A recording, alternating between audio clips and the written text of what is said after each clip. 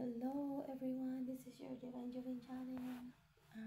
Ito po, ano na ako, pang second day ng aking araw dito. Pang second morning pala. Mamaya ma-release na ako, mamaya magpa-discharge na ako.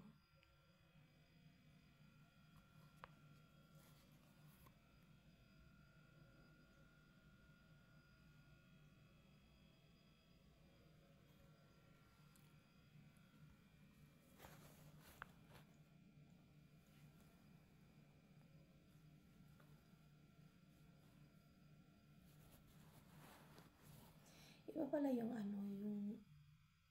yung operahan ka kasi yung anesthesia mafe-feel mo pala dito. Meron siyang blood na nalabas. Parang yung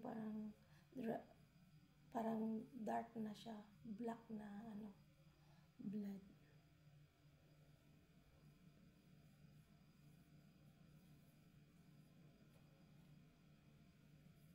Lumabas na yung buto. Mga buto-buto.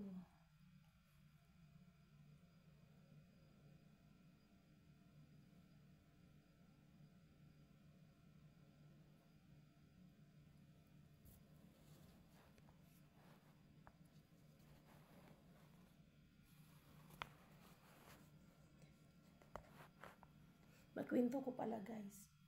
Kahapon, hindi na nabidyohan yung kinuha ako dito ng street chair. Tapos, sabi ko, pwede maglakad na lang ako papunta ng operating room, sabi niya. Sabi yung isang nurse, wag niyo kaming alisin. Baka dahilan daw ng pagka, matanggal sila sa work. Pag, gagawin daw nila yun na balakarin ako, Nabiga na lang ako sa street chair, tapos nagtago ako kasi, syempre, yung mahiya ka kasi hindi, kaya mo naman maglakad. Tapos, natawa. Tapos, pagdating doon, sa first floor man yung nila, operating room. Tapos pumunta na ako doon, tapos, ang daming nakapila pala, na isasalang.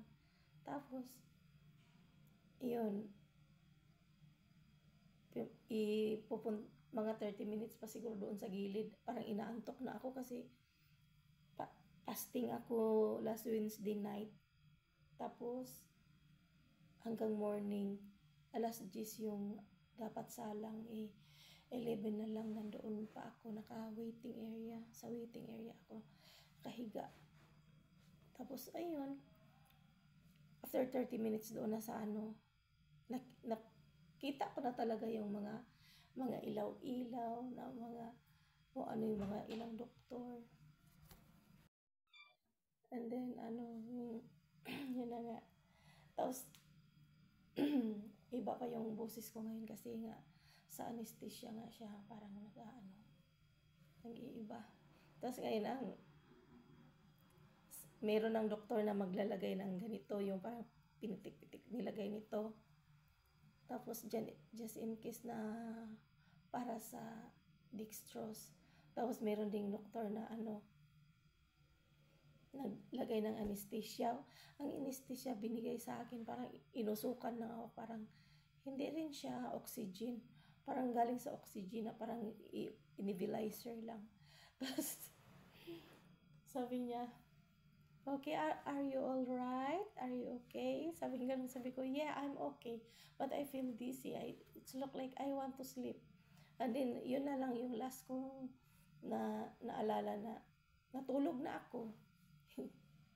Tapos parang hindi ko na alam na hiniwa-hiwa nila, tinanggal na nila yung tainga ko dito, yung dito banda na side. Tapos,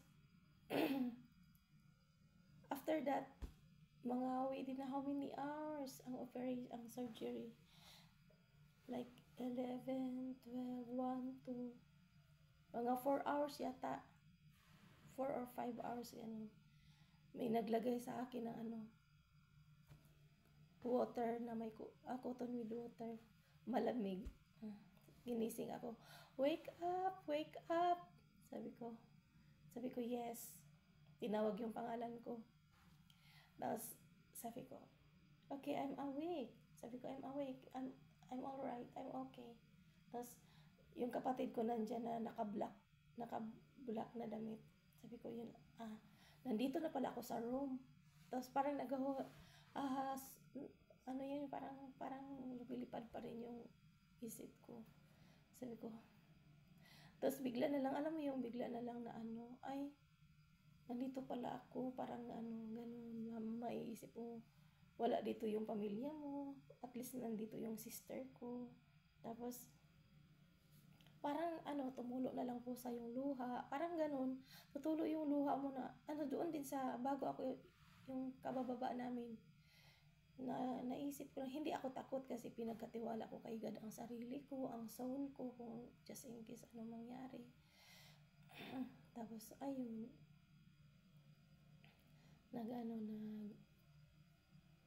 parang na lang yun, parang mag-emotional ka na mag-isa.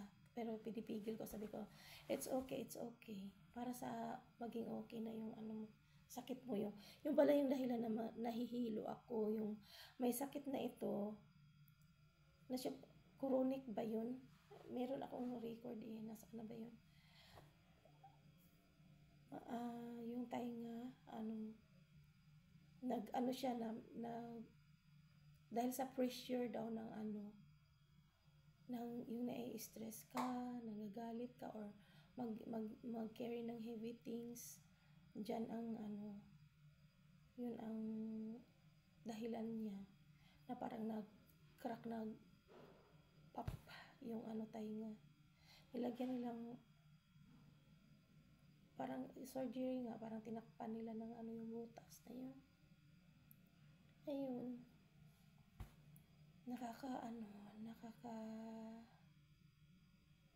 Ang sakit din siya, pero it's okay. Okay lang yan. Kaya lang naman kasi may mga gamot. Yan. Mamaya magdi-dressing kami. Mamaya.